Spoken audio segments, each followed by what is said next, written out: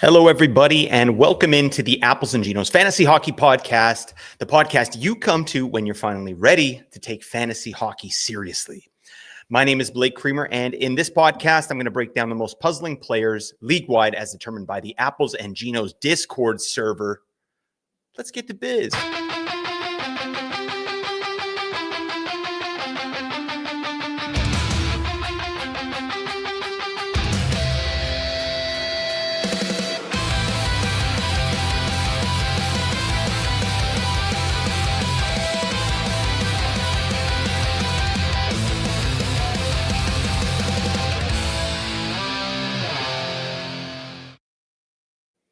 Oh, yeah. Welcome in, everybody.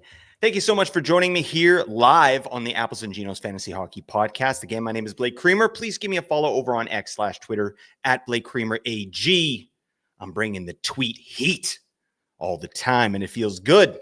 But yeah, this is going to be an interesting one for me. Puzzling players is Nate's baby, not my baby. He doesn't like me to go live, all right, because, he doesn't have the edit button, right? So this is unfiltered, all right? This is Apples and Ginos After Dark. Okay, that's what we're doing here. It's pretty much going to be the exact same thing, folks. I'm sorry. I'm just trying to pump it up, but I am excited. I like doing some puzzling players here, and I also like sort of giving my off-the-cuff takes. I usually spend so long diving into these players, preparing for these shows, so sometimes it's kind of fun to just get into just straight to biz and give you my off-the-cuff takes. So we will do that here. Got a couple comments. Let's get to biz. Thank you for your service, Colin. Let's get to biz. Canadizzle. Oh, yeah. Appreciate you. All right. That's awesome. Let's do it. So the main player, the biggest player from our Apples and Ginos Discord, by the way, puzzling players, we got all our players from our Apples and Ginos Discord. Get your biscuits in there. Link is in the description if you want to suggest players for this particular show. And our Discord spoke, and the main player we want to talk about today is Big Tage Thompson. Yeah. It's been a rough go for Tager here. 1 point in 5 games. What you can see here, if you're watching on YouTube, this is the Apples and Ginos player evaluation tool. You get this if you're, an Apples tier patron for our Patreon. But yeah, you can see what it looks like here. And yeah, Tage, last 5 games, pretty ugly stuff. Deployment is been a little bit concerning. 17 minutes average time on ice, but I mean, Tage doesn't kill penalties. So obviously he's out there in offensive situations only. So that's fine. But yeah, some of the other numbers are a little bit disturbing as well. He's 83rd in shots to goal per 60. That's not great. 323rd in individual scoring chances for per 60. That's shocking. Right? It's not what we want to see here for Tage. 103rd in individual expected goals per 60. So shots that actually hit the net. He's doing a little bit better there. You can see the on-ice numbers here. So Corsi 4 per 60, scoring chance 4 per 60, and expected goals per 60. Those are much better, right? He's 27th, 46th, and 18th in those metrics respectively. So yeah, it's just a tough stretch. I was digging in a little bit on Tage to see what was going on, and at even strength, I mean, things are pretty reasonable. They're in line, a little lower than his norm, but nothing crazy than what he's done historically. It's really that Buffalo Sabres power play that's been a problem for Tage in particular, right? Buffalo's power play 20th overall in the league. Not awesome, right? And also, I will say, too, at even strength, Tage has been getting some different line mates there. You got Josh Norris back in the fold here. So now it's Josh Norris, Zach Benson, and Tage. But, I mean, they were running Jordan Greenway out there last game, at least to start. So, yeah, I think with Norris back in the mix here, I like that line. I like Norris, Benson, and Tage Thompson. I feel like that's a line that can do stuff for fantasy. They've just been really unlucky, right? Like I said here, and why I say that is because these on-ice numbers are really good. So they're generating a lot of attempts and scoring chances, but they're just not putting the biscuit in the basket. So on the season for Tage, I mean, he's still 8th overall in shots to goal per 60. That's great. That's exactly what we want. Individual expected goals per 60, he's 5th, right? But he's only pacing for a 64-point pace. I just think that Tage has been unlucky, but he does need that power play to get cooking here. And it might not happen, honestly. Like he only had 16 power play points last year, even though he had 44 goals, only 7 of them on the power play last year. So this might just be kind of the model that Tage is until they can get that power play sorted. But I will say I think Josh Norris is going to be a net positive for the power play. And once he sort of gets acclimated here and the team gets acclimated with him there, I feel like that power play is going to get a little bit better, maybe in the upper half of the league. I don't think they should sit around 20th with the talent they have there. So I don't know. All that to say, I think Tage is a buy low. He's not a crazy buy low because I don't love the metrics, especially recently, or the ice time. But if you can get him, I would still be in on Tage Thompson, no question. A lot of people have been asking too, do they think Tage is injured? And it's just hard to say. I haven't seen anything out there that suggests that. I've been watching a few of the games there with Buffalo just because I like Tage, and he looks fine to me. He's not laboring. So I don't know. Your guess is as good as mine, but I don't think that it's an injury that's bothering Tage. I think it's just some puck luck and I don't know, kind of a mid-level team there with the Buffalo Sabres. So anyways, that's my take on Big Tage. I'm not too concerned. I think, by the end of the year, we're probably still looking at a 75 to 80 point player with, upwards of 40 goals. So get some Tage in your life if you can. Let's move on to the next player here. Joel Eriksson Ek of the Minnesota Wild. 0 points in the last 5 games. Buddy, help us out. My God, what the hell's going on with Minnesota this year? The even strength play was pretty gross. I mean, early on in the year, the power play was really carrying them.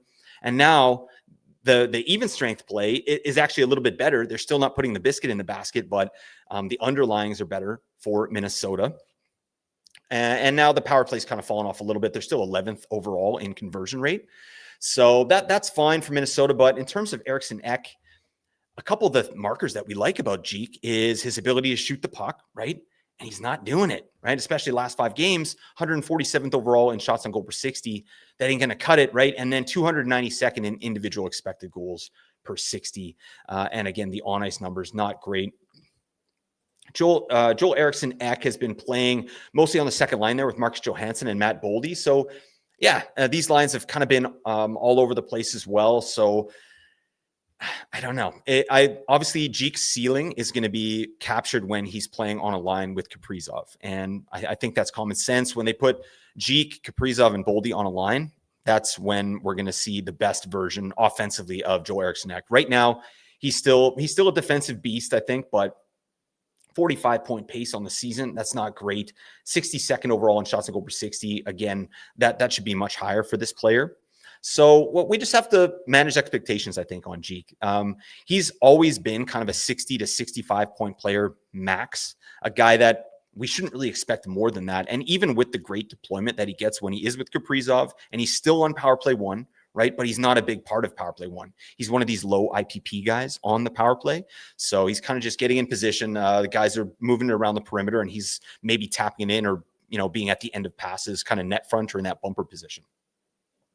So, yeah, I think 45 points seems low to me. We should see Jeek up around the 60-point mark. So I think that's kind of the pace we should expect for Eriksson Ek, but I don't know. It's not a guarantee, and I just haven't really liked what I've seen with Minnesota at 5-on-5, and that does give me a little bit of pause with Joel Eriksson Ek. Also, his shooting percentage is terrible, right? Like on the year, it's 4.8%. That's going to go up, folks. He's not a 4.8% shooter. He's not efficient by any means, but he's definitely better than that. I think you could double that, and that would obviously double his goal total. So that said, I think, yeah, you're holding Joel Eriksson Ek. If you're in a 10-teamer, maybe you want to move off of Joel Eriksson Ek. That's fine. But as long as he has access to that power play, Boldy and Kaprizov, I think you got to hold and you take the good with the bad, right? The good thing is he brings the periffs, right? 52 hits, 13 blocks in 29 games. That'll play, Jeek. That'll play, right? So, yeah, hang on to Jeek. Don't worry so much. But again, we manage expectations. Treat him as a 50 to 60-point player. If that's not enough for you in your league or format, bounce him, all right? Let's move over to Austin Matthews. This coffee tastes like shit. Sorry, I said that live. Damn it. Kids listen to this, all right? They don't need to hear me saying that word, all right? But Austin Powers, elite movie. Hit me up in the comments if you like Austin Powers, all right? I'm lonely over here, all right?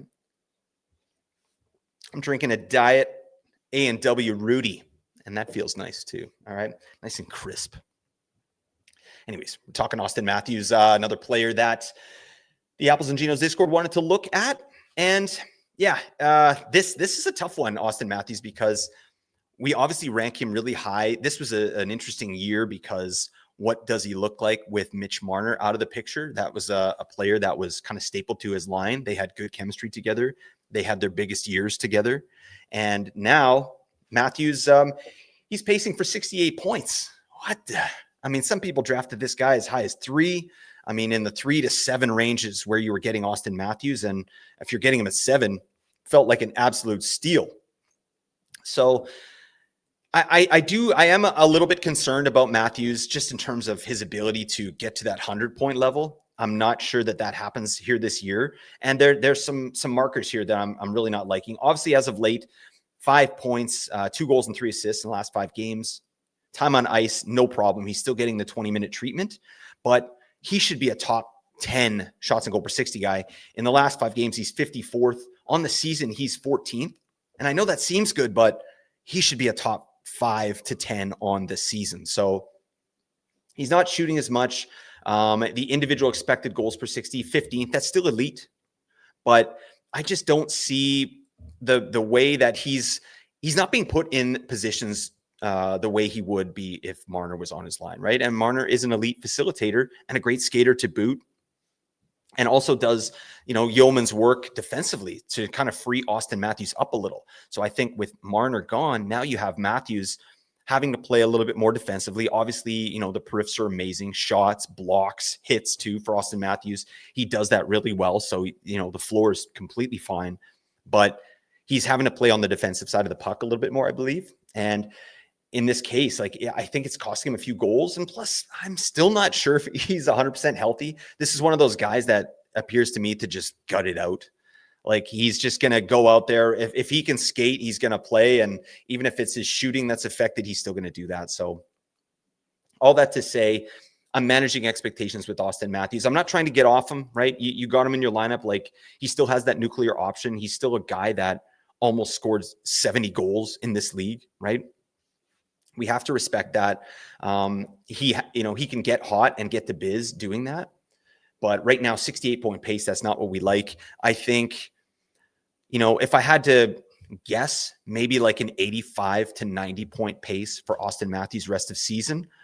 But again, this is a player that can get extremely hot. His shooting percentage down a little bit, right? It's the same as it was last year where he got 33 goals in 67 games. But I mean, that's in his big seasons, he's shooting up around 18%. So, take it for what it's worth. I love the player, but this might be a case where your first round pick is kind of disappointing you a little bit and might not return that value that we hoped he would. All right. Next player we want to talk about. I'm not crazy. I'm just a little long. Well, yeah. Robert Thomas. I wonder if Robert Thomas likes Matchbox 20. Does anybody have Robert Thomas's information and can just shoot him a message, just a quick message? And if you get that, message receipt, send it our way. Okay. Because inquiring minds want to know. It just makes sense, right? Matchbox 20. My God. Well, what does that even mean? I'm sorry. They're always catching strays on this pod. And that's fine. But in terms of Robert Thomas, 3 assists in the last 5 games. Okay. It's been a rough season here for St. Louis. I think there's definitely some cracks here in the armor. The wheels are starting to fall off a little bit in terms of their offense. Like, they're 23rd overall at 5-on-5 and expected goals for. That's not great. They're 26th overall in actual goals against as well. So it's a poor offensive environment and it's a poor defensive environment. And they have some of the worst goaltending in the league with Jordan Bin in the sauce, Mr. Binnington.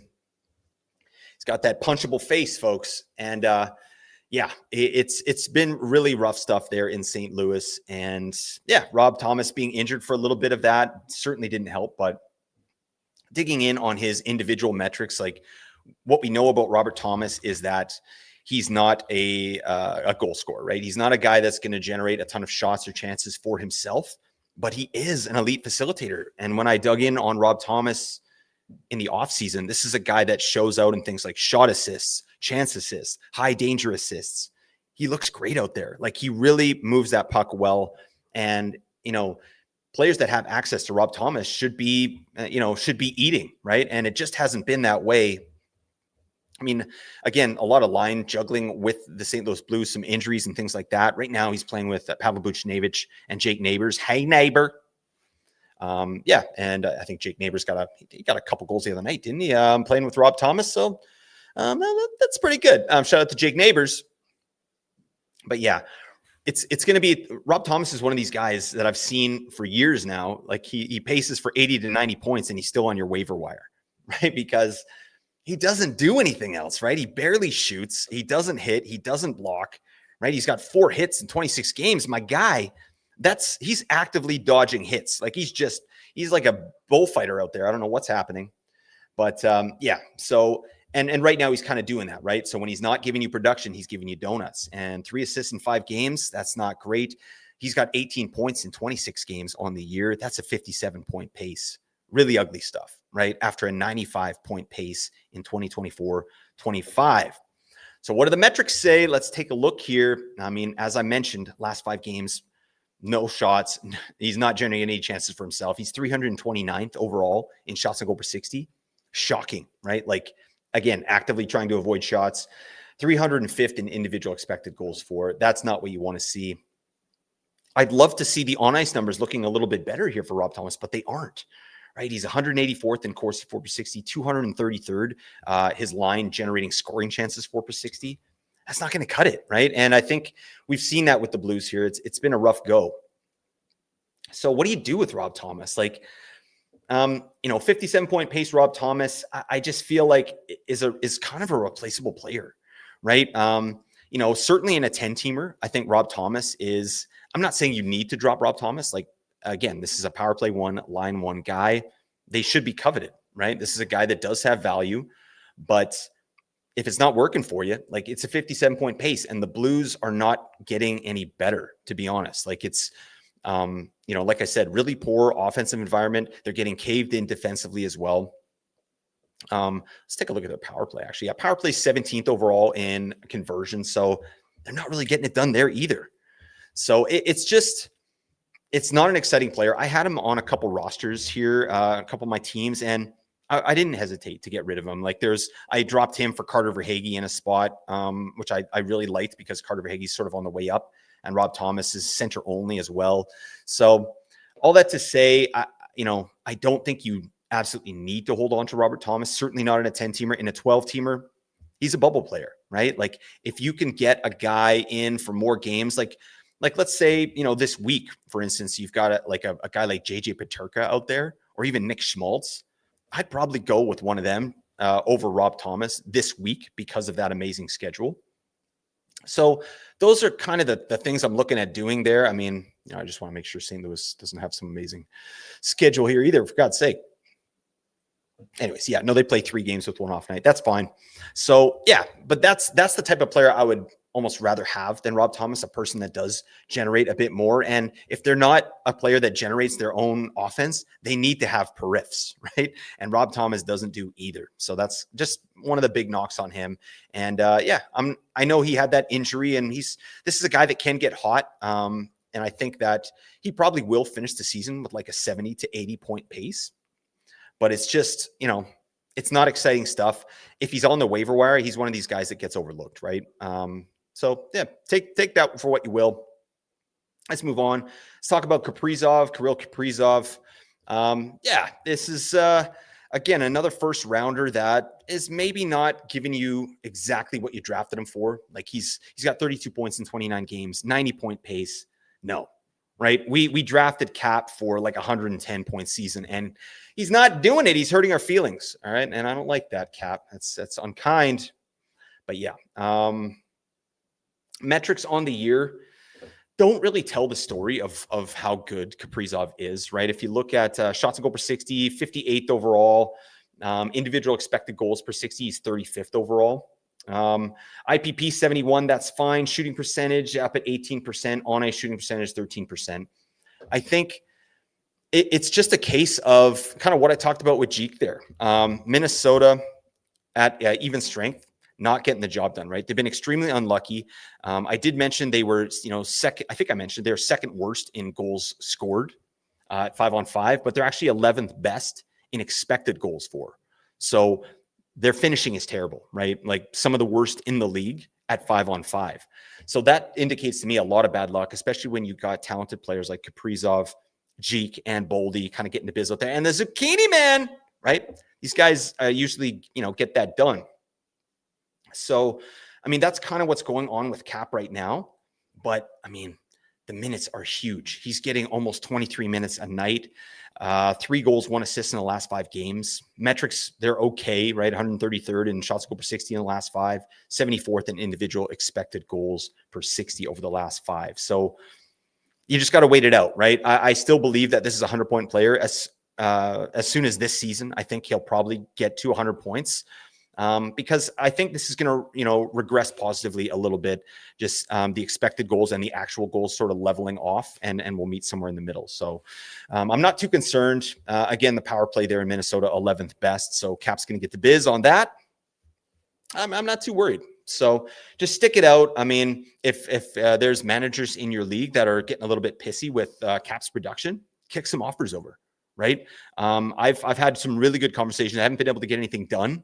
But Cap's on the table in some of these conversations, which I've noticed. A lot of fantasy managers are wanting to cut their losses. They feel like, they were duped a little bit. 110-point player turning into a 90-point player. I just don't see it. And I think Minnesota is going to pick things up at 5-on-5, and that's going to be the difference for Cap. Let's talk about a couple Carolina Hurricanes. We're going to Carolina. Nothing could be finer, right? Give it to me, Neil. Come on, Neil. Damn it. Neil Groot Nibbelink. Where is that guy? He's a good-looking man. All right. Goatee, right? Combed, coiffed. Is anybody with me on this? Is this thing on? I always wonder. My wife came in one time. She's just standing at the door, like watching me do this. It just must seem like just absolute, even more nonsense than what you're listening to. At least you have context, right? My wife, she doesn't know what's going on. So yeah, she's concerned about me, but that's fine. Anyways, let's talk about Carolina. We got Nikolai Ehlers and Andrei Svechnikov, 2 players I want to talk about here. Ehlers, thankfully, mercifully, is that a word? He's starting to get some points on the board here. Obviously had a pretty rough start to the season, but 4 points in the last 5 games. 84th overall in shots goal per 60. I think there's a lot of room for that to grow. He's chucking pucks. 22nd overall in individual Corsi for per 60. So that is important. And then 23rd overall in individual expected goals per 60. And then you look at his on-ice numbers the last 5 games. Really nice stuff. Right now he's playing with Logan Stankoven. Put some stank on it. And Jackson Blake. Yep. And I actually like this. I had a good conversation. I don't know when Ehlers was first moved off that top line onto the second line. Because Ehlers was playing with Aho and Seth Jarvis, and it really wasn't working. Like that's where he was just really in a funk. He wasn't putting any points on the board. And I really felt like he needs to be sort of the main play driver on his line. And when he was with Aho and Jarvis, they didn't need him to take the wheel. You know what I mean? But now that he's bounced down to the second line with Logan Stankoven and Jackson Blake, like first off, you got Stankoven, I think, is going to be a beauty. I mean, I'm not expecting huge production here this year, but I really like that player. I think he's a great 2C, really good distributor. Jackson Blake is an amazing forechecker, like, board battle guy, and Nikolai Ehlers can handle the zone entries and setting things up and getting chances there. So it's a better fit for him. The problem is, Rod the Bod, buddy, get him out for more minutes. Like last 5 games, he's averaging just under 16 minutes, and that hurts, like one of these seasons, we got to see, like, someone's got to go full Ehlers, right? You never go full Ehlers. Well, Rod, you got to go full Ehlers here, bud. All right. This is no good. I don't think any of us were really expecting Ehlers to sign that big extension and then only get an extra 30 seconds of time on ice over what he had in Winnipeg last year. That's really not what I was expecting. So that's fine. He's here for the long haul, so they're obviously invested in Ehlers. I think that time on ice should increase, but yeah, he doesn't kill penalties, and they kind of just roll lines out there the way RBA does, So that is a little bit frustrating, but I'm not concerned. He's on power play 1. That power play in Carolina, 27th overall in the league. It's not great, right? But I think it should get a little better. I think they put Jordan Stahl on there. They started scoring goals. So I don't know, make it make sense. But I think that power play should be a lot better. Shane Gostisbehere was injured for a little bit as well. And I think, yeah, that kind of affected and skewed these numbers. I think Gostisbehere is a really elite power play quarterback. And I think that power play is going to start to improve as well. And Ehlers is on it. So, yeah, rest of season. I mean, right now he's on a 56-point pace. I think 60 to 65 points for Ehlers is probably where he lives with like 30 goals. But he's got to start, getting a little bit more efficient here. The problem is the ceiling is 75 to 80 points if he got 18 to 20 minutes average time on ice. And it just doesn't look like that's going to happen without significant injuries here in Carolina. So manage expectations. I drafted Ehlers in a spot and I'm happy to have him. But I am valuing him as like a 60-point player there. So my 2 cents on Ehlers. Svechnikov, kind of in a similar boat, but he is up on the top line. So I like to see that. He's got 3 assists in his last 5. Ice time better, right? He's averaging over 17 minutes average time on ice. But again, the shots are down for Svech over this last 5 games. He's 87th overall in shots over 60. Not the norm for this player, right? And then you look at the individual expected goals per 60. No, it's terrible, right? So you see that, but you also look at the on-ice numbers for Svech. Like Svech is playing with Aho and Seth Jarvis. So what that says to me is that Svech isn't the one at the end of passes. It's either Aho or Jarvis, right? Specifically Jarvis. He's been doing pretty well this year. So needless to say, I think, Svech will probably get a little bit more of a piece of this offense. And I'm happy with the ice time to some degree, but I'm not happy with the 44-point pace. I think that's really, really low for this player. And I'm not sure where it goes from here. Like this is a player too that I think with the right ice time and the right deployment, we're looking at a 70 to 75-point player, but we've been saying that for years and it just hasn't come to fruition at this point. So I don't know. I think this year, like if we kind of treat it like the last season where he was at a 55-point pace, I think that's probably what happens again here this year. We've got a really good second line here. Players like Ehlers, Jackson Blake starting to cut into some of that offense, right? Becoming bigger parts of that offense. And I think Svech is getting left out in the cold. I would love if Svechnikov would get traded. That would make me very happy. I'd love to see him go to the Canucks. All right, let's convert him to a center. We'll just make him 1C right off the bat. We don't even care. But I should mention this. On the season, Svech's numbers, pretty damn nice. 12th overall in shots on goal per 60. So really nice stuff there. 10th overall in individual scoring chances for per 60. That's great. But his line is chucking pucks better than any other line when he's out there. So he's first overall in Corsi for per 60, 16th in scoring chances for per 60. Those are really good signs, right? I think that Carolina, they've been doing fine, right? Especially 5-on-5. I'd love to see him put a little bit more, just get a little bit better at the power play production, right? He's got 4 power play goals, only 1 assist there for 5 points in 28 games. He's getting 59% power play share. So I'd like to see a lot more there from Svech. And I think that is possible. But this might be what we're looking at for a little while here with Svech. I would value him as like a 50 to 55-point player moving forward, unless he starts getting prioritized by RBA, which I'm not holding my breath for. All right. Sweet. Let's move on. We got to talk about Jackson Lacombe of the Anaheim Ducks. And I'm loving this. I'm loving Jackson Lacombe this year. I love that Nate and I started on this guy nice and early, and it was just a player that I was able to identify quickly with the microstats and Corey Schneider's all 3 zones microstat cards. This guy pops off the page. It was unbelievable because Anaheim, one of the worst offensive and defensive environments last season. But when you dig in on some of the microstats, the zone play, the retrievals, success rate, entering the zone, leading to scoring chances, all this stuff, Jackson Lacombe showed out in every single metric, and obviously got a big contract for that. And I think the question was, what kind of ice time was he going to get under Coach Q? And we've got our answer. He's the clear number 1 D-man here in Anaheim, and he's been popping off. You know what's exciting about this player is he's popping off under the hood, but he's not exactly popping off on the score sheet, right?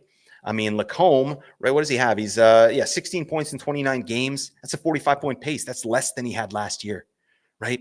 But he's getting way more ice time. He's getting way more opportunity. He's playing with better players. And so this is the type of guy that I would clearly be buying low on. If you can call this low. Like if he gets 45 points, I think that's a successful season for Jackson Lacombe. But I think this player has 60-point potential, especially with just his involvement in the offense. Big time minutes, like I said, last 5 games, 22 and a half minutes, only 2 assists. That's fine. 30th overall in shots and goal per 60 for defensemen. First overall in individual scoring chances for per 60. Really nice stuff there. 3rd overall amongst D-men in individual expected goals for 60. And then on ice numbers, great as well when he's out there. 5th overall in scoring chances for per 60. 3rd overall in expected goals per 60 when he's on the ice. Really nice stuff. I mean, there's a couple things like buy low markers, right? His IPP over the last 5 games, only 28%.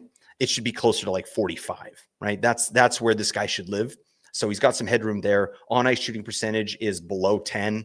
I think it should be 10 or higher for a player of this caliber.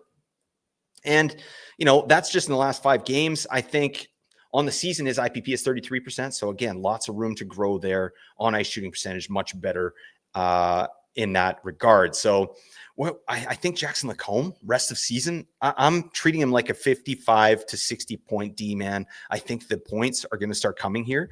Anaheim has been unbelievable offensively. Like let me just dig in here. I gotta verify this, but yeah, 5-on-5. They're 7th overall in the league in expected goals for. They're 4th overall in actual goals scored at 5-on-5. The Anaheim Ducks, folks, unbelievable stuff. I mean, the defense is still porous, right? But they're kind of playing a run and gun style, which is really exciting to watch. And their power play is 18th best in conversion. I think there's some headroom there to go as well. So all this to say, I think Jackson Lacombe is a really good buy low candidate. I'd be trying to get my hands on him if I didn't own him in 4 of my 7 leagues. So there you go. I'm loving me some Jackson Lacombe, and I feel like we hit on this one.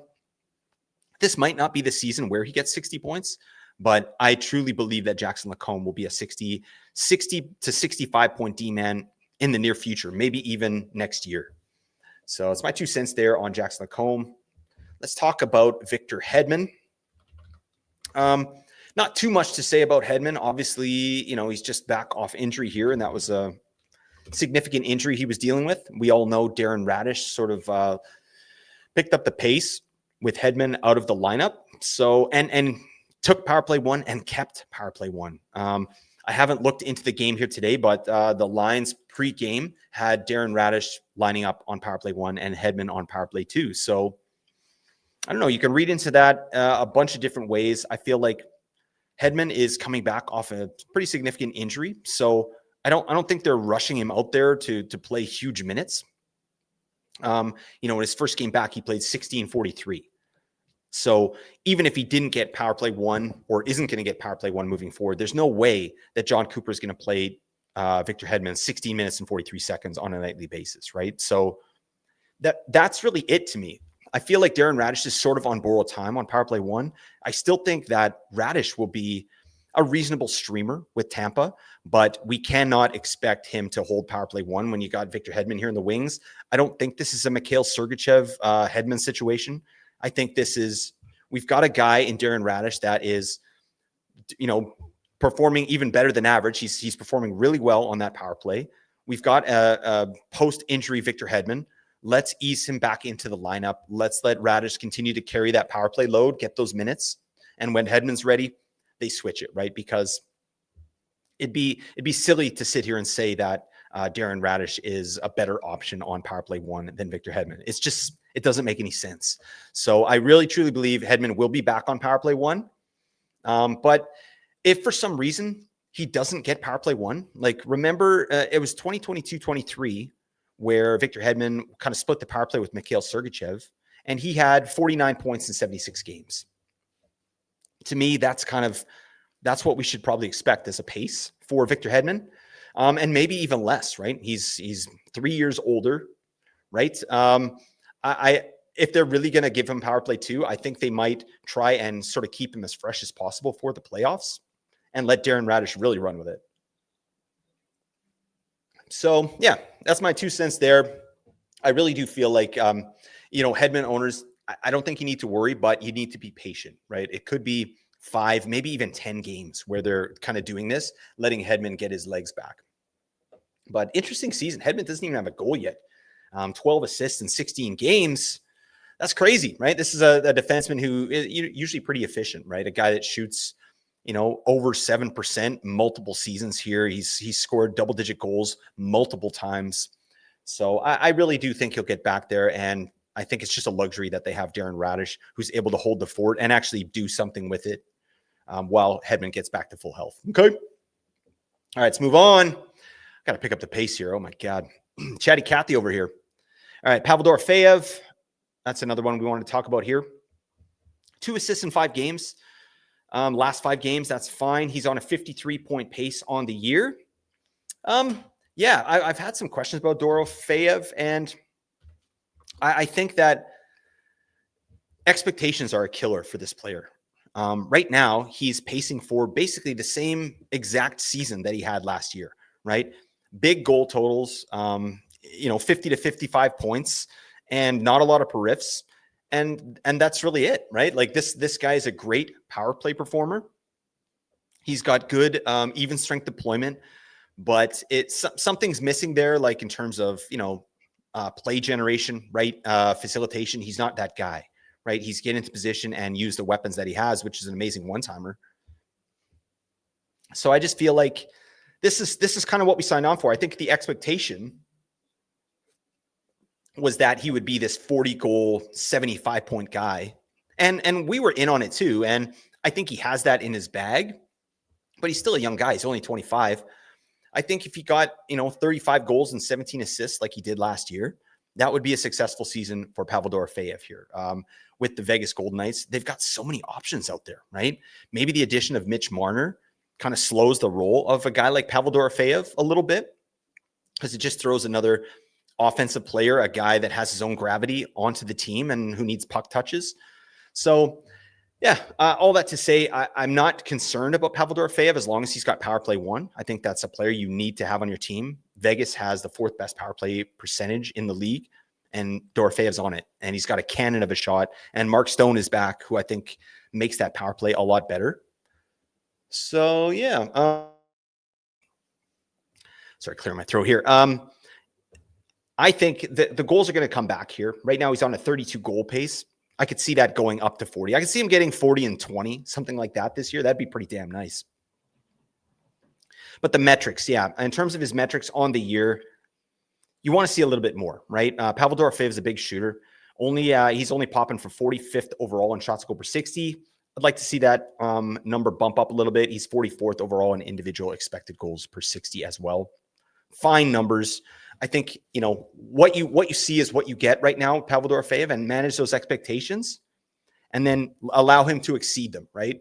But I think what we're looking at right now is a 50 to 55-point player, big shots, big power play goals, and goals, right? That's why you're rostering Dorofeyev.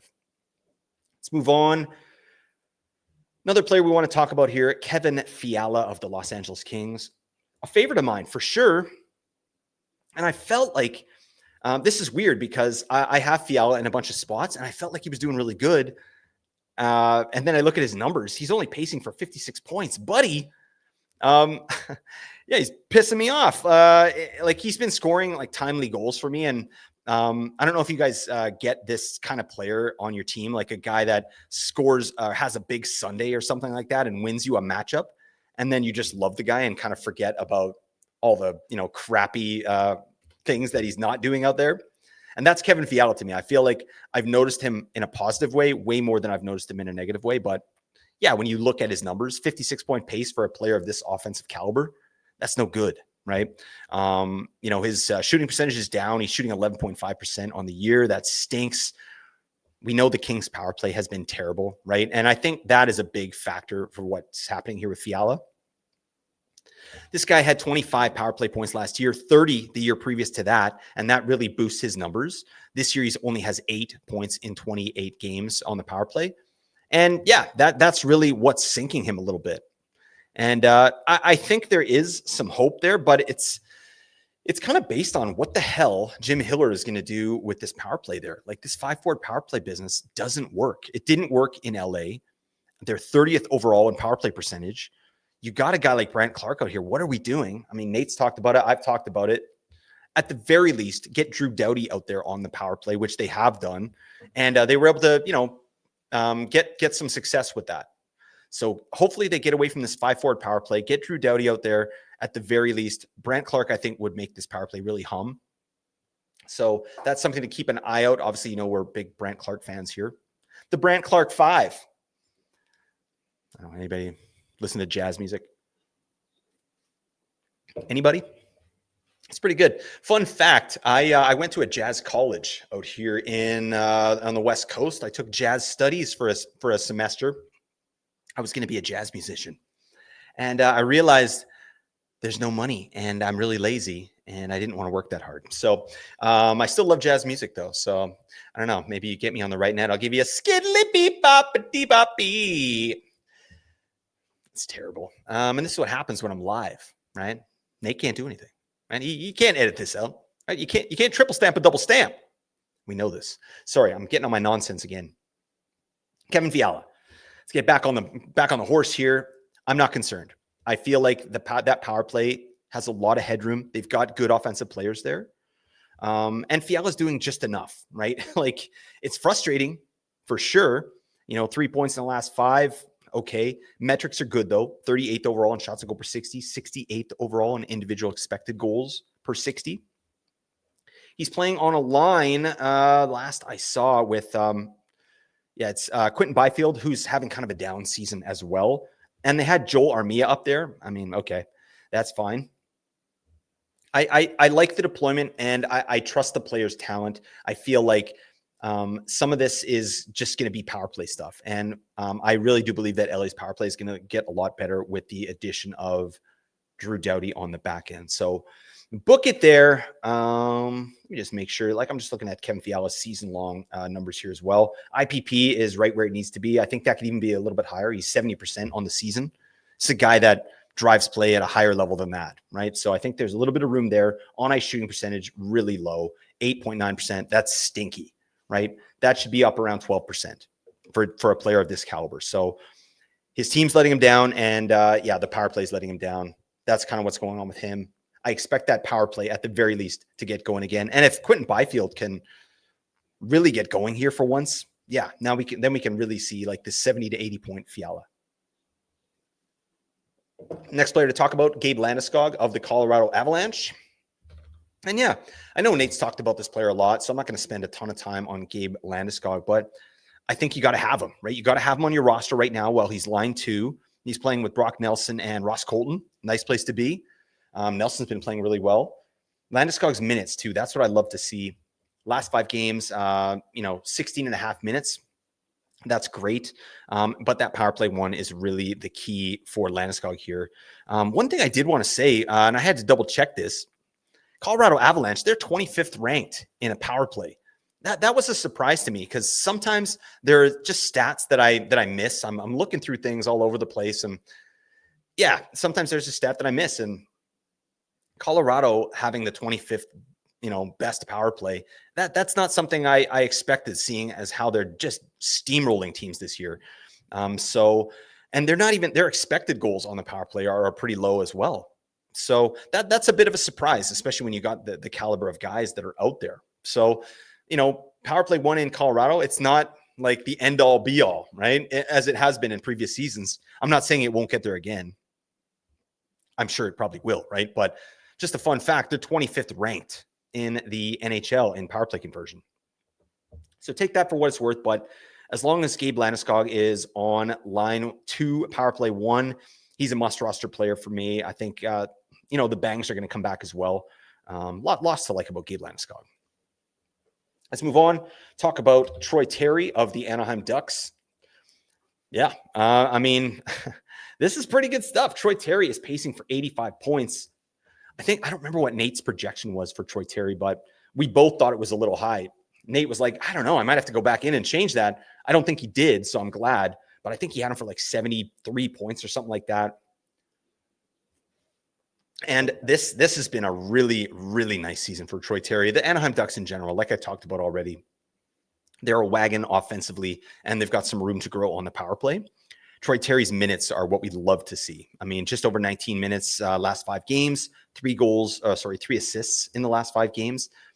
Metrics are pretty good for Troy Terry, right? He's the type of guy that doesn't generate his own shots or scoring chances really in the past. But this year he's been shooting a little bit more, 125th overall in shots and goal per 60. Love to see that. His line is cooking. I mean, you got Leo Carlson popping off out there, and Terry's along for the ride and getting to biz. So yeah, I'm full steam ahead. Troy Terry's must roster player. Obviously, you've got him on your squad. I think that 85 points, that seems like the tippy top to me. That seems like absolute ceiling. I think he probably will land somewhere in the range that Nate projected him for, which was 73 points. I think if Troy Terry hits those numbers, that would be incredible, right? But I mean, his IPP 62% on the year. I could see that going higher, right? He's an amazing rush player. But I mean, now you got Leo Carlson taking some of those touches away, right? So he doesn't have to do it all when he's out there. Shooting percentage for Troy Terry, I could see that going up as well. This is a guy that has been efficient in the past. So yeah, lots of ways for Troy Terry to get to, 75 to 80 points. And I'm here for it. He only has 7 of his points on the power play. That's crazy. 7 of his 30 points are on the power play. The rest are at 5-on-5, where he's absolutely crushing. So yeah, get some Troy Terry in your life. Hopefully you were able to pick him up off waivers. I drafted him in 3 spots and was able to hold on, but yeah, it's been a really nice season for him. Sorry, my throat's getting dry, folks. That's what happens when you yammer on like a lunatic. All right. But I'm fine with it. All right. Roman Josi, next player we want to talk about, puzzling player here. Yeah, it's been it's really hard to gauge Nashville. Like, I don't know what's going on with that team. It feels like more of the same from last year. Like, you just can't put your finger on it, but nothing looks or feels good. I mean, they are 26 overall in goals scored at 5-on-5. They're 31st overall in goals against. So again, we're looking at a terrible offensive and defensive environment. Their power play stinks. It's 26th best, quote unquote, best in the league. And their goaltending's been pretty crappy. The Juice Tiger, UC Saros, he's pooping the bed out there. But I mean, look what's out in front of him, right? It has not been good. So that really is going to take the ceiling away from a guy like Roman Josi. And then, his POTS diagnosis, I don't know if that's really affected him this year as much as the talent around him is affecting him. You know what I mean? Like, or the lack of talent. I mean, I think you look up and down the roster here with Nashville, and this is a slow, older team. And they just really got away from what made them successful in that year where they played the Canucks in the playoffs and took them to 7 games. Like, they were a grinding team. They were a hardworking team. They were a fast team. And picking up Johnny Marchessault, Steven Stamkos, like, they kind of went the other way with it, and they took a gamble, and it didn't work, and it continues not to work. I think it's going to be a fire sale there in Nashville here soon. But for Roman Josi, yeah, I mean, his metrics are down across the board. There's no question about that. This is a guy that should be pushing for 20 goals a season from the back end. He's got 2 in 16 games. Not great. His shots are down. I mean, he's not really hitting out there. Power play, he's got 2 power play points on the year. That's gross, right? So what do we do with him? I think what's happening with Josi is kind of, it's like worst case scenario, really. And hopefully you didn't spend too much draft capital picking up Roman Josi, because we did warn against it. It's a boom or bust player. I mean, the boom is a 70-point defenseman. The bust is kind of what we're looking at here, which is still a 51-point pace, albeit in a small sample size. But I'm not sure he gets over that 51-point pace with the team performing the way it is here. So I don't know. If you got him, you got to hold on. Really, you don't want to sell low on a player like this, especially if you drafted him in like the 4th round or something like that. Like, I don't know. I would be hesitant to get off of Roman Josi because of what he's capable of doing. At least the ice time is still there. Like, Roman Josi, last 5 games, ice time. Yeah, he's playing just under 25 minutes. That's fine. but the metrics are terrible. They truly are. So it's just one of those situations. You kind of got to go down with the ship unless someone out there gives you an offer, or you're able to include Roman Josi to kind of sweeten a trade deal and get a couple players that you really want back. But yeah, I'd be holding on to Roman Josi right now and sort of just hoping that he figures it out a little bit. But managed expectations, we're looking at a 50 to 60 point defenseman max. All right. Let's see what the hell is going on. Dylan Holloway, the next player we want to talk about from the St. Louis Blues. Let's take a look. How did the Oilers let this guy go? I don't understand. He's not doing, or he's been great lately, but I mean, his numbers are down this year. We talked about St. Louis and sort of their struggles offensively. Goaltending has been terrible, right? He's on a 46-point pace after 30 games, so that's fine. You're getting good peripherals with Dylan Holloway, 77 hits, 22 blocks in 30 games. That'll play, right? But I don't know. To me, like digging in on the metrics here, let's take a look. So 114th overall in shots on goal per 60 last 5 games. That's mid. 178th in individual expected goals per 60 the last 5 games. That's not great, right? That's not what we want to see. His numbers on the season pretty much mirror that. In fact, the individual expected goals are worse at 249th overall.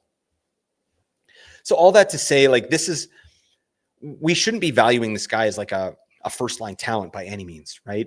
I mean, who's he playing with currently? I got to look at this. So it's good podcasting, folks. Okay.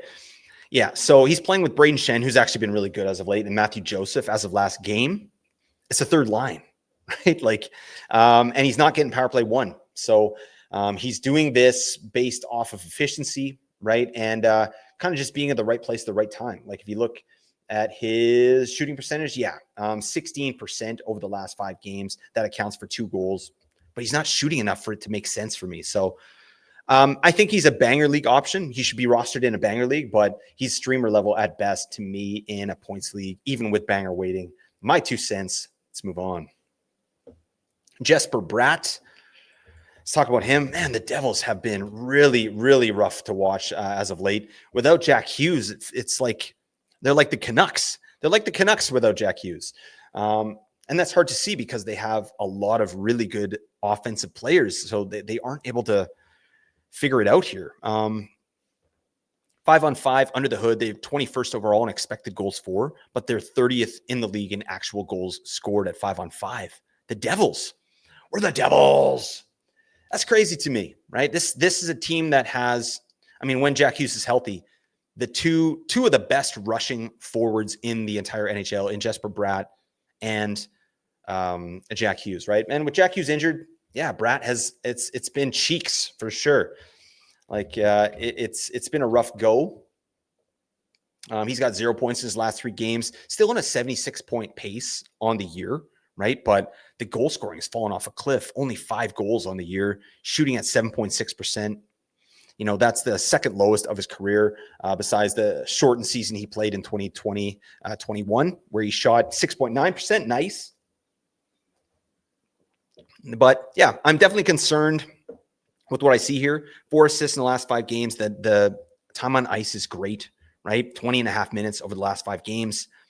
And these individual metrics, not terrible. You can see here his on-ice shooting percentage. He's his on-ice numbers. 6th overall in Corsi 4 per 60, 23rd overall in scoring chance 4 per 60. That'll play, right? Their line is generating enough. He's out there. I think he's playing with Meyer, and they're doing some crazy stuff. Yeah, it's Meyer. Sometimes Bratt is playing with that line. They've loaded up towards the end of games. He also plays with Mercer and Andre Palat. I think obviously it's better when they put him up with Hischier and Meyer, but it really kind of thins out the offense there in Jersey. So yeah, what am I doing here with Bratt? I feel like I've got him in one spot. You're really not doing anything. Like, you're kind of waiting for Jack Hughes to come back. But that said, I feel like Bratt should be able to carry some of this himself. He has in the past without Jack Hughes. I've seen him have some good numbers there. Nico Hischier, is stepping up as well. I feel like those are players that obviously we got to get something a little bit more out of those players. The power play in Jersey is still really good, 9th best in power play percentage. So Bratt is going to get some numbers there, but it's been a slog. It's been a slog at even strength, and it's kind of inexplicable. I don't really have an explanation for that besides the fact that maybe their offense is so tailored to one player that when that player is gone, they're kind of playing catch up. They're trying to figure out a different way to play here. So all that to say, you got to hold on to Bratt. I don't want to get off him. I feel like this is a guy that still has 90-point potential this season. He's currently pacing for 74, but I think there's some room on the power play, and there's some room for his individual goal scoring. This guy's got that's going to regress up his shooting percentage, in my opinion. So that's what I'm doing with Bratt. We're almost done here, folks. So really appreciate you sticking it out with me. It's a lot of fun. I like doing this live. It's neat. Yeah, it's weird to just hear my thoughts for the first time and just say them, which I enjoy. I don't know if anybody else enjoys that. My wife certainly doesn't. Yeah. All right. Let's talk about Matvei Michkov. All right. This guy's tooting in all our faces. What are you doing? He's actually had a good last 5 games. So let's say that 5 points in the last 5 games.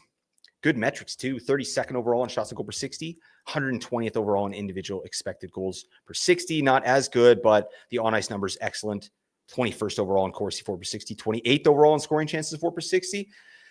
You like to see it. All right. That's kind of what we expect from a player of this caliber.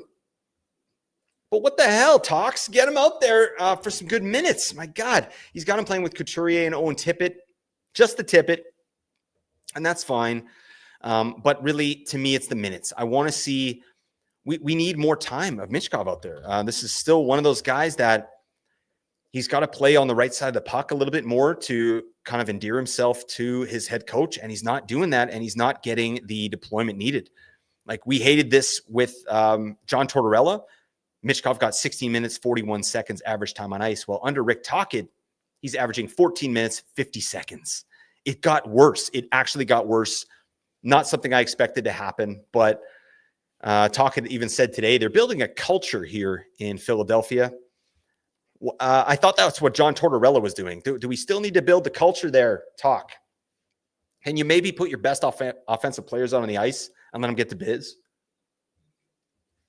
That'd be nice. All right. We need some fantasy managers as head coaches in the league. I know plenty of good people here in the Apples and Ginos Discord would be happy to coach a team, right? Am I right, folks? Give me a heck yeah. Anybody? Thank you. All right. But yeah, I mean, last 5 games, 15 minutes average time on ice for Michkov. That show ain't no good. Damn it. Plus his IPP, definitely lower than I would like to see. Last 5 games, IPP is in the 55 percentile. On the year, Michkov's IPP, 59%.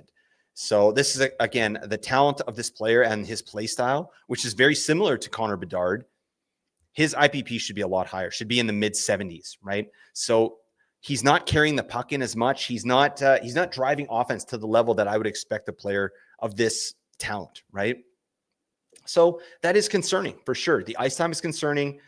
His involvement in the offense is concerning. So all that to say, like, yeah, I've seen him dropped in a bunch of spots and picked up again and dropped and picked up. It might be that kind of season for Michkov. Like he's not getting the deployment that we need, and you can't just hold him and take a bunch of zeros, right? Kind of similar to Ivan Demidov, right? Yeah, sure, you're getting power play 1, but you're also only getting 13 minutes average time on ice. So it's not enough, right? It's not enough for these type of players to get into the game and to really hit for fantasy. So I think if you need to drop Michkov, you do. He's on a couple wires in leagues that I'm in, and people are picking him up as a streamer with a good playoff schedule. So, take that for what it's worth. This is obviously a player that I think is going to hit at some point for fantasy. I don't think it's going to be this year based on what I'm seeing there out of Philadelphia. So I'm expecting kind of a 50 to 55 point player. Michkov, I hate to say it because I think some of us were, maybe hoping that this guy could rise up to like 85, 90 points. I think that is sort of ceiling, but we're getting kind of a reality check here with Michkov. Let's talk about Timmy Stutes of the Ottawa Senators. And this one's rough too. I think Nate talked about him recently. He might have written about him in that Patreon article for the show that we missed on Sunday night there, Timmy Stutes, but 1 assist in the last 5 games. Metrics, not good, right? 258th in shots on goal per 60, not great. 192nd in individual expected goals per 60. Rough stuff for Timmy Stutes. Like, this is an offensive player who's not providing any offense. And that's always a problem. Good news is Brady Tkachuk is back in his life. And that's a guy that, is going to get a ton of scoring chances. He fires a ton of shots on net. So Timmy Stutes is a good offensive player, a good facilitator. And I feel like that alone is enough for me to kind of give him a little bit of a pass. Like, now that he's got Brady Tkachuk on his line, like, let's let them cook a little bit and see what happens, right? This is kind of a stinky stretch, but Stutes is still getting the minutes, right? He's still getting a ton of minutes. You'd love to see it. He's getting power play 1. Ottawa does get a lot of power play opportunities, some of the most in the league usually. So stick it out. I mean, it's not what you like to see. Let me just look at Stutes here. I just want to make sure I'm getting everything. Looks like, 70-point pace. It's a little bit lower than where he's been. He's shooting more than he normally does. The hits are going to be there. The power play, I think, is an area that's fallen off for Stutes in particular. Ottawa does have a decent power play, but Stutes hasn't been in on it as much. This is a guy that can score 30 power play points in seasons, which he did last year, 33 points. So that's kind of shaving a bit off the top. Again, I do think adding Brady Tkachuk back into the lineup is going to raise the floor of any player that plays with him. And Timmy Stutes has his own gravity. So I think that, I feel like this is kind of a nice little buy low. I don't think you'd have to spend a lot to get Timmy Stutes based on kind of his point pace and where people may have drafted him. This is a guy that's almost annually overdrafted, right? And right now I think he's undervalued, right? I think he's much better than a 70-point player. I think he's a point per game player. And now we've got Brady Tkachuk back in the lineup. So see what you can do. Get some Timmy Stutes in your life. I love the ice time, and Brady Tkachuk back in his life. Okay. Let's move on to the next player. Zachary Hyman of the Edmonton Oilers, 4 points in the last 5 games. Yeah. He's starting to get back to biz, and you like to see it. The Oilers power play, number 1 in the league. They're back to being an absolute wagon. And Zach Hyman, he's getting that power play 1 treatment again, right? So you love to see it. I mean, he hasn't really done much with it. He only has 1 goal, which is a power play goal in 10 games. But that's gonna go up, right? His shooting percentage in general is really low right now, 9.5% after 13.2 last year, which was a down season. His big year, 54 goals, he shot 18.6%. So he's got that in his bag, but I think, it's probably closer to 13%. And I think he's going to get there, right? It's just access to that power play. To me, Zach Hyman, you're happy if you stashed him. I wasn't sure initially when you had Jack Roslovic out there who was really performing well, and Hyman came back. I thought Roslovic might hold it for a little bit, and I'm glad to see that Hyman is taking his rightful place there, and we'll see, right? I think I'm loving what I'm seeing out of the Edmonton Oilers power play. I also read something recently too about the Oilers. They have the easiest schedule by far moving forward for the rest of the year. So, I mean, take that for what it's worth, right? In terms of strength of schedule, Oilers have the number 1 best strength of schedule for the rest of the season. They've had a tough go so far. So expect them to eat a little bit more, right? You got Draisaitl and McDavid starting to pop now. Nuge is getting going. I think Hyman's going to be right there with them. In terms of point projection for Zach Hyman, I mean, he's pacing for 49 right now. I could see him getting up to a 60-point pace, maybe like a 30 goal, 30 assist kind of pace with a bunch of power play points. And I do like his ice time as well. He's averaging more than he averaged last year in 73 games. So yeah, Hyman's your Huckleberry. I think I'm liking what I'm seeing here, and it's a good step for him. All right, let's finish it off, folks. We're going to talk about Quinn Hughes, Luke Hughes, and I'll throw Dougie Hamilton in there as well. But yeah, all this news out of Vancouver, I hate this. I freaking hate this so much. All created by Jim Rutherford, Dingus McGee over here in Vancouver, talking about Quinn Hughes going to Jersey. But yeah, I mean, it's every other day you're hearing some random trade proposal. Meanwhile, Quinn Hughes is like, it seems like he doesn't even care about those, rumors. He's just kind of like going about his business. But I hate to see it. It's like the media is driving Quinn Hughes out of Vancouver right now. And I hate it. I think, this is the type of player you need to, protect at all costs, right? And he's a generational player to me. He's the second best defenseman in the league. He's better than Cale Makar at a lot of things, in my opinion. He's just not as dynamic. And he certainly doesn't have the talent to play with the way that Makar does, right? But yeah, it's been a rough stretch for Quinn Hughes and the Canucks in general. Quinn Hughes last 5 games, 0 points. Okay, I mean that is abnormal, right? That's not something that we are used to seeing from Quinn Hughes, because if the Canucks are scoring, Hughes is usually in on it. So ice time is still insane. It's just under 29 minutes. He's going to get that all season. They need him out here.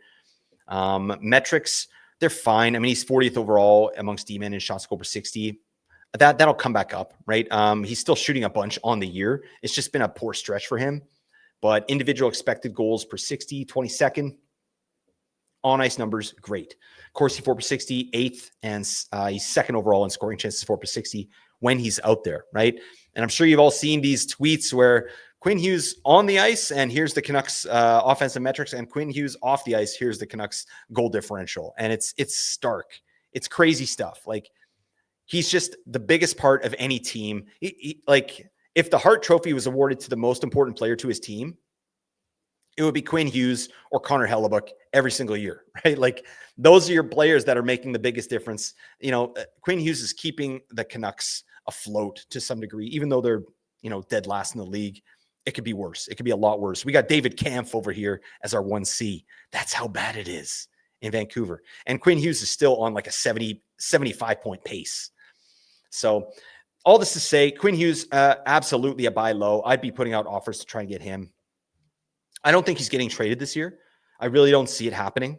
So we're not in a hurry to do it. So unless someone comes with an offer that's, like the Godfather, like, you can't refuse, right? You get an offer you can't refuse, sure. But it's going to have to be something massive to move a player like Quinn Hughes this season. I just don't see it happening. So buy low on Quinn Hughes for sure. I think the Canucks, when you dig in on some of their metrics, their power play is still pretty good, right? Obviously, offensively, it's not great. They're 28th overall in the league in 5-on-5 expected goals, but the power play is 12th best. And they're even better than that in expected goals. So Canucks power play could get even more points. Obviously, we need Elias Pettersson back in the lineup here to help with that. But yeah, Quinn Hughes is making everything work here. So I like the player. I still think like 80-point Quinn Hughes is a floor. I think he's going to have a floor of 80 points, and he should probably get back up to 90. I don't think he's getting traded, but that's my 2 cents there. Let's talk about Luke Hughes. It's been a frustrating season for him as well. Just, to go along with the Devils, Luke Hughes and Dougie Hamilton. The Devils power play is really the only thing keeping them afloat there. The offensive environment, terrible, like I spoke about there with Jesper Bratt. I do think that it's going to get better, but they're gonna have to figure some things out, right? Let's dig in on the individual players here. Luke Hughes, 1 assist in 5 games. Deployment is great. He's getting 23 minutes a night. Metrics are great too. He's shooting a bunch. 4th overall in shots to goal per 60. 41st overall in individual expected goals per 60 amongst D-men. That's fine. He's doing what he needs to do, but I mean, the forwards are really letting them down, right? These guys are all snake bit big time. Sheldon Keefe is shuffling lines, going crazy. And this power play stuff, like it's pretty frustrating for fantasy, right? Because they've got different power play units for each game almost. Like Luke Hughes, if you look at his power play share over the past 5 games, like listen to this. 59% last game, 20% the game before, 3% the game before that, 14% the game before that, and then 42% the game before that. So that, I mean, to me, Luke Hughes is kind of streamer level at this point. With this kind of deployment and no consistent power play time, you do not have to hold on to Luke Hughes, right? Like this guy is on a 42-point pace. I mean, there's other guys out there that are on a 42-point pace as well, right? That are getting better looks and better opportunity. They aren't better players than Luke Hughes, but they're getting better opportunity. So I think, we have to be real with Luke Hughes there. When it comes to Dougie Hamilton, though, I want to hold on to Dougie Hamilton. I feel like he's bringing more to the table that is tangible for fantasy. And obviously, we're talking about his shot generation. He's an amazing shooter from the back end. In terms of his power play percentage, it's a little bit more stable than Luke Hughes, like 55, 54%, 51%, 58%. He's getting that power play time consistently where Luke Hughes isn't. Because Simon Nemec is in here getting some power play time as well. So, I'm not gonna talk about him, but I do think that Dougie is the safer fantasy option at this point. That said, 0 points in the last 5 games for him. Deployment is fine. Metrics are great. 8th overall in shots to goal per 60, 17th overall in individual expected goals per 60. And then when you look at Dougie Hamilton on the year, 4th overall amongst D-men in shots to goal per 60, 10th overall in individual expected goals per 60. You'd love to see it, but he's on a 26-point pace, folks.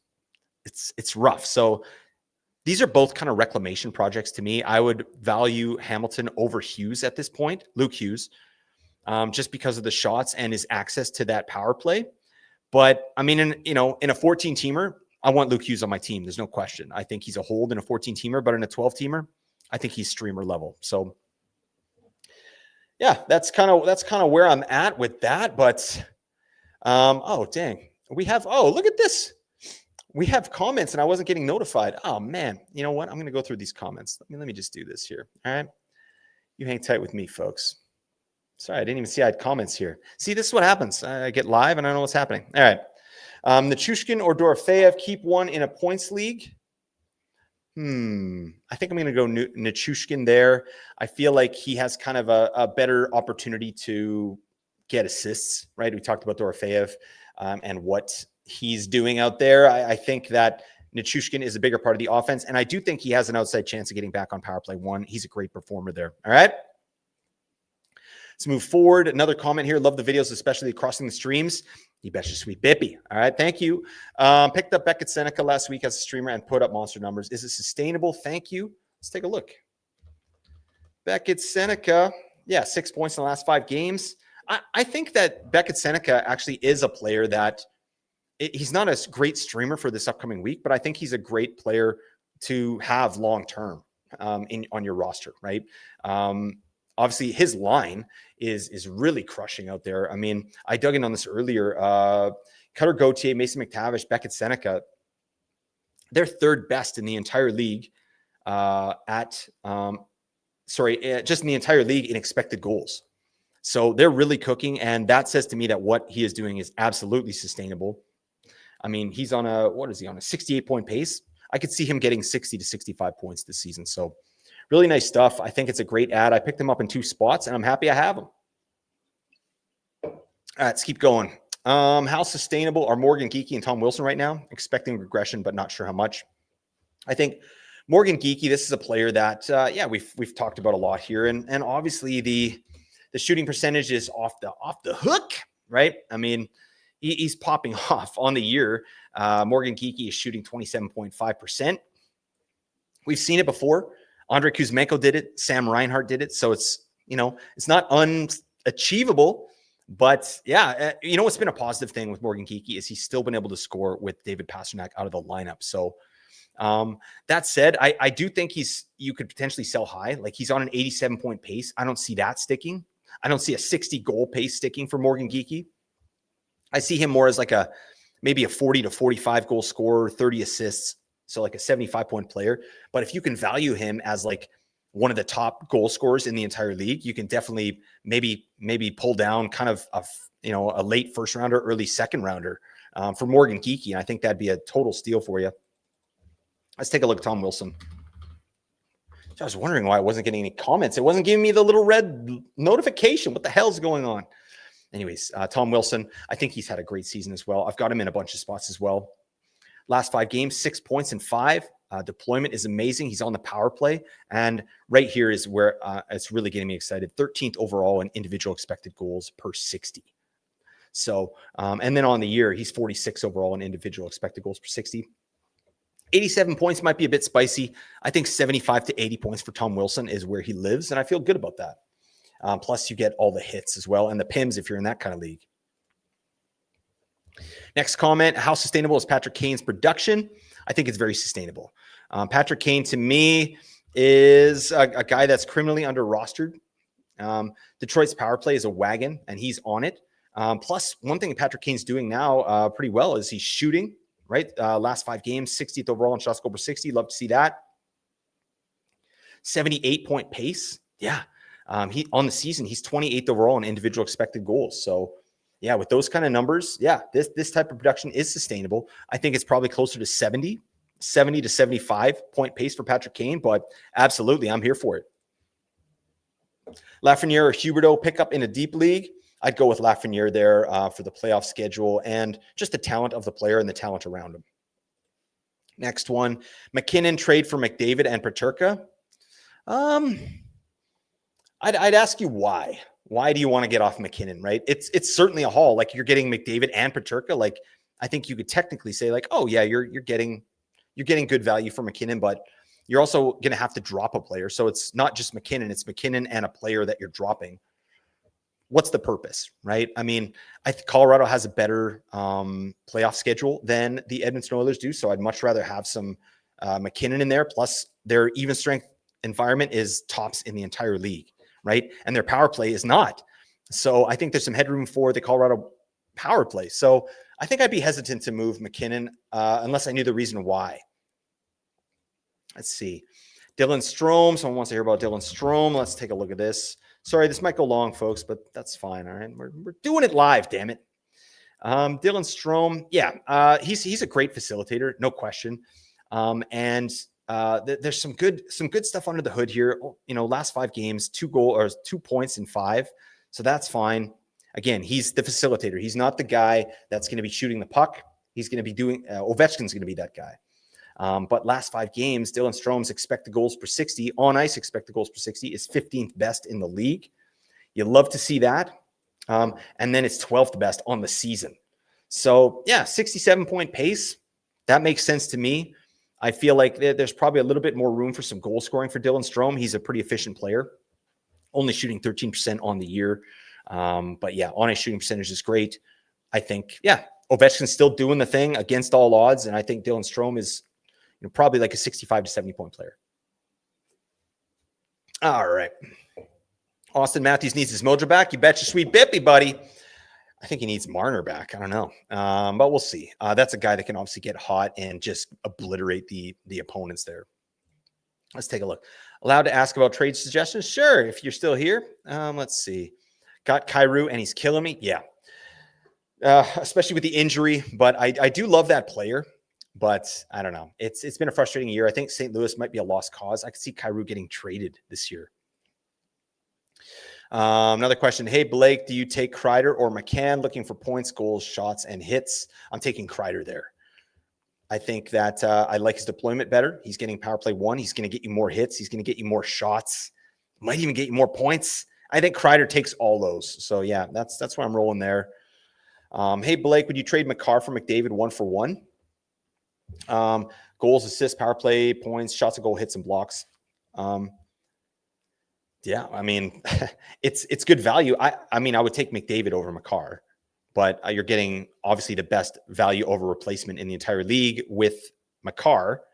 So it depends on what the rest of your D looks like in that situation, but you're getting McDavid.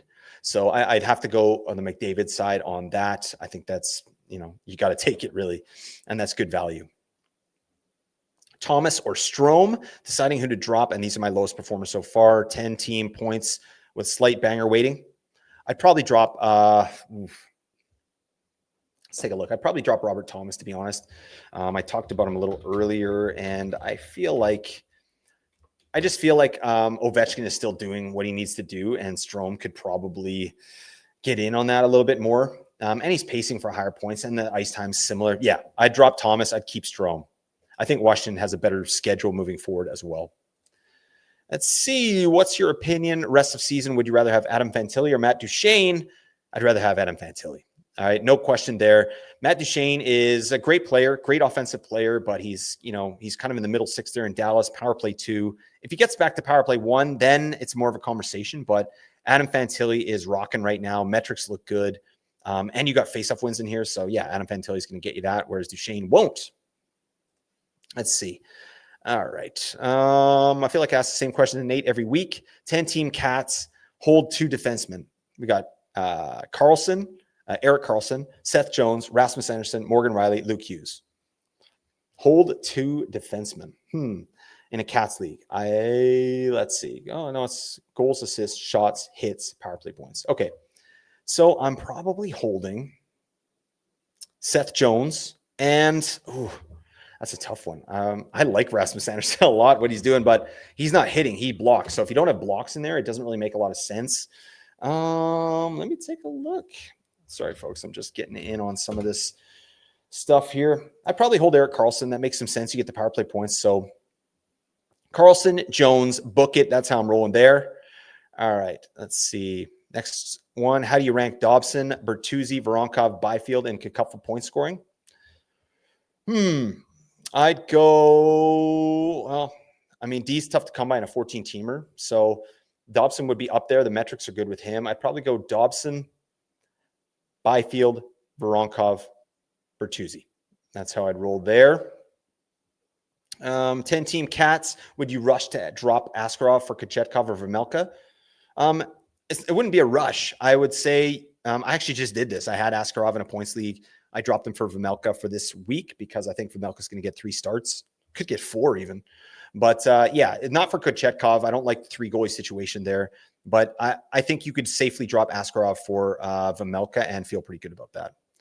Oh, geez, there's so many comments. My God. Oh, sorry, folks. I totally messed up on this one. All right.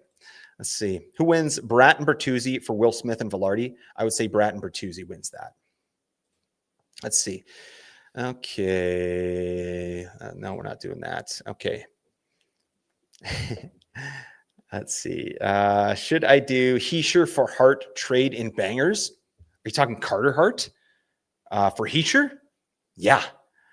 Take the Heischer side all day and twice on Sundays. Boot Carter Hart to the curb. See you later, ding dong. All right. Let's see.